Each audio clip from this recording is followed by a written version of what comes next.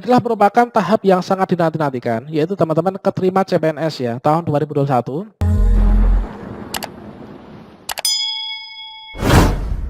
Baiklah, assalamualaikum warahmatullahi wabarakatuh, sobat-sobat calon guru, selamat datang di channel calon guru. Sobat-sobat semuanya, sekarang sudah tanggal 25 dan nanti sekitar kurang beberapa hari lagi untuk pendaftaran di portal SSCASN ini sudah dibuka ya, baik itu untuk mendaftar di CPNS maupun untuk mendaftar di P3K teman-teman, baik itu P3K guru maupun P3K umum. Sementara untuk sekolah kedinasan atau untuk pendaftaran CPNS lulusan SMA sederajat ini sudah ditutup pada tanggal 30 April kemarin ya teman-teman. Nah, di sini bagi teman-teman yang ingin mendaftar di CPNS dan juga P3K, maka pada kesempatan ini saya akan memperbarui informasi terkait tentang alur sistem seleksi CPNS ya. Jadi di sini kita fokuskan untuk teman-teman yang akan mendaftar di CPNS, ini pastikan teman-teman itu mengetahui informasi terbaru dari BKN ini teman-teman. Namun sebelum saya lanjutkan, perlu saya ingatkan bagi teman-teman yang belum subscribe, silahkan klik tombol subscribe-nya dan aktifkan notifikasi loncengnya sehingga nanti jika ada update video terbaru, teman-teman tidak akan ketinggalan informasi ya. Baiklah sobat-sobat semuanya, coba kalian perhatikan dalam alur sistem seleksi CPNS tahun 2021 ini teman-teman ya. Nah, di sini teman-teman, sama halnya dengan sekolah kedinasan kemarin, bahwa untuk mendaftar di CPNS 2021 ini adalah kita harus membuat akun dulu ya, membuat akun di SSCASN. Nah, di sini coba kalian perhatikan alur sistem seleksi CPNS 2021. Tahap pertama, tahap pertama ini adalah pembuatan akun teman-teman ya, pembuatan akun. Yang mana di sini nanti akan divalidasi ya, akan divalidasi. Jadi nanti ada tahap pertama itulah pengecekan identitas melalui pengecekan NIK. Jadi di sini kalian akan divaliditas, yaitu yang pertama pada saat pembuatan akun, begitu memasukkan NIK saja, maka nanti akan masuk pada tahap ini, validasi WNI dengan NIK integrasi dengan Dukcapil ya teman-teman. Jadi pastikan bahwa nomor induk kependudukan kalian atau NIK kalian dan juga KK itu terkoneksi atau terintegrasi dengan Dinas Kependudukan dan Pencatatan Sipil. Pastikan KTP-nya sudah KTP elektronik ya teman-teman, mulai dari sekarang. Karena nanti untuk pembuatan akun ini nanti kalian akan divalidasi WNI dengan NIK terintegrasi dengan Dukcapil.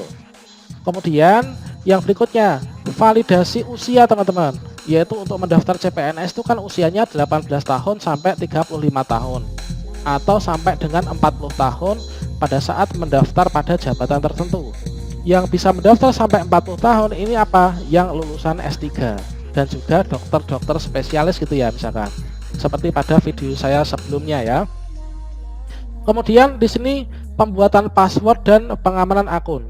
Nah, untuk cara membuat akun di SSCASN, teman-teman silahkan simak video saya sebelumnya ya.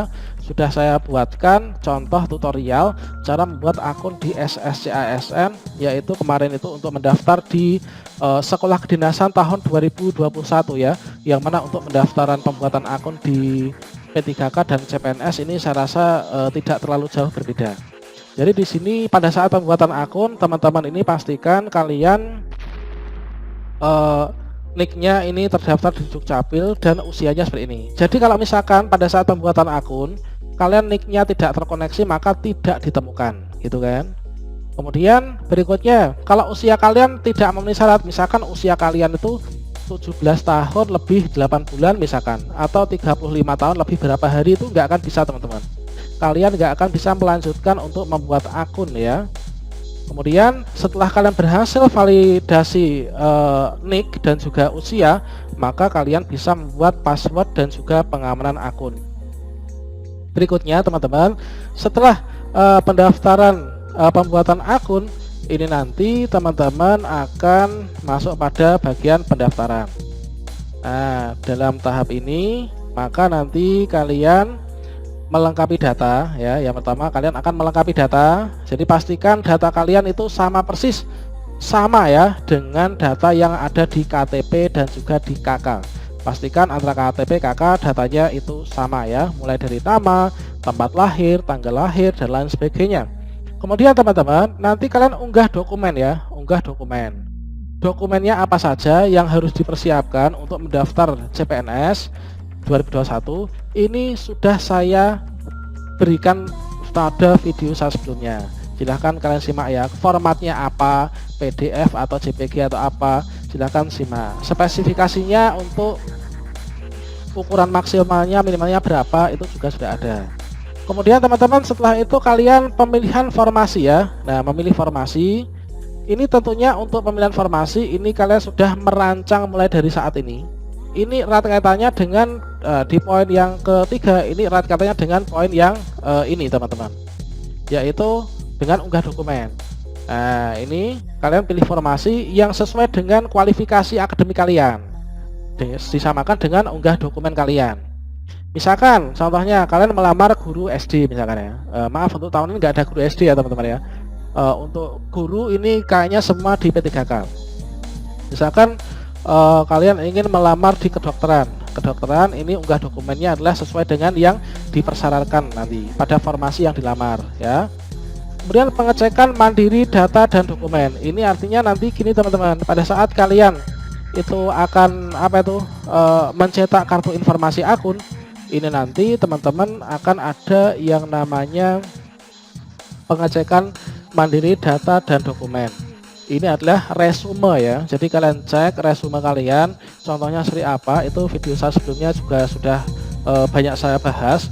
Kemarin mendaftar di sekolah kedinasan. Jadi sebelum kita mencetak kartu informasi akun, ini kalian cek datanya ya, dicek di sini pengecekan mandiri.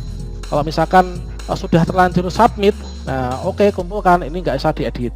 Jadi kemarin ada teman-teman yang gagal di sekolah kedinasan itu karena datanya salah dan mau edit nggak bisa karena sudah terlanjur dikumpulkan ya. Kemudian teman-teman, setelah itu nanti verifikasi ya. Nah, di sini verifikasi akan dilakukan verifikasi.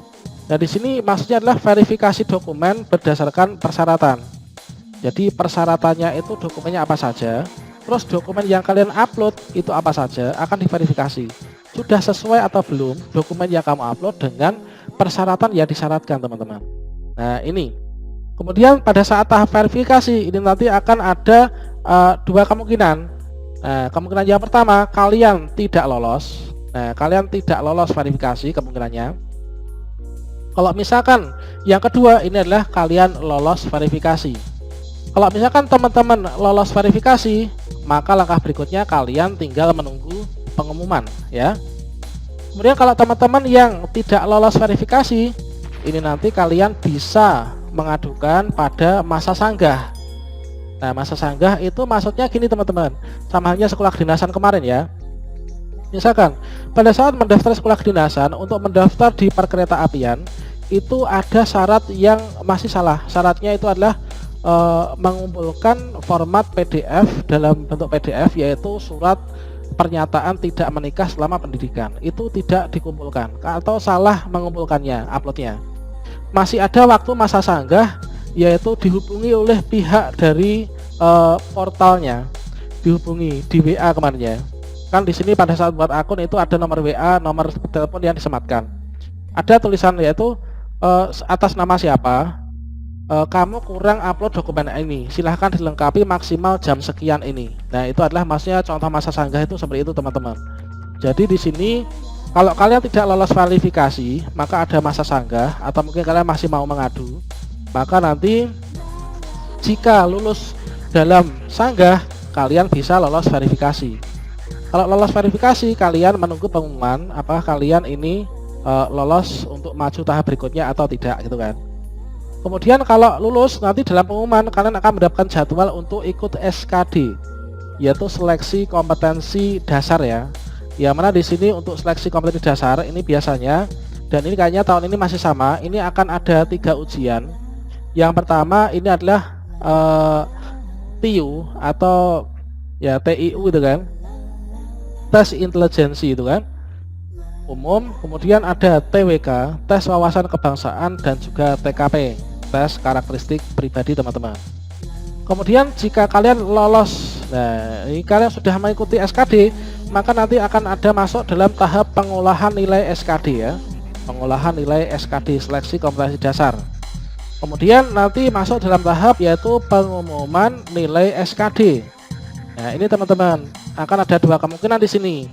Teman-teman itu ada yang dalam pengumuman ini teman-teman itu nanti ada yang lolos, ada yang tidak lolos.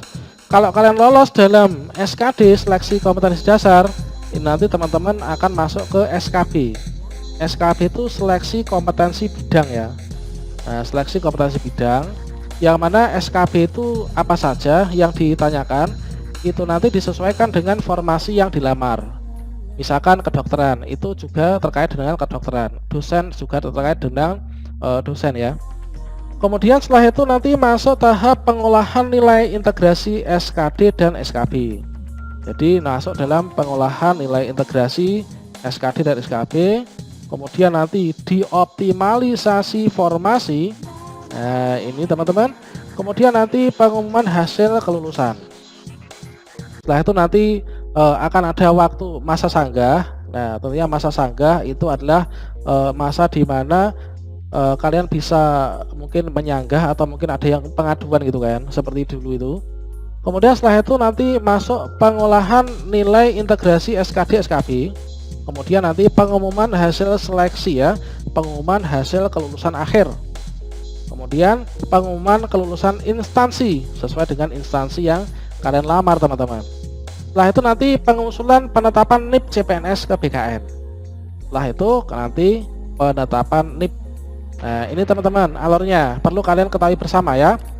Nah, sobat semuanya, di sini adalah merupakan tahap yang sangat dinanti-nantikan, yaitu teman-teman keterima CPNS ya tahun 2021, yaitu pada tahap penetapan NIP ini. Nah, jika ada hal yang ditanyakan silahkan simak video saya sebelumnya ya. Oke, demikian sobat semuanya, semoga bermanfaat. Sampai jumpa. Wassalamualaikum warahmatullahi wabarakatuh.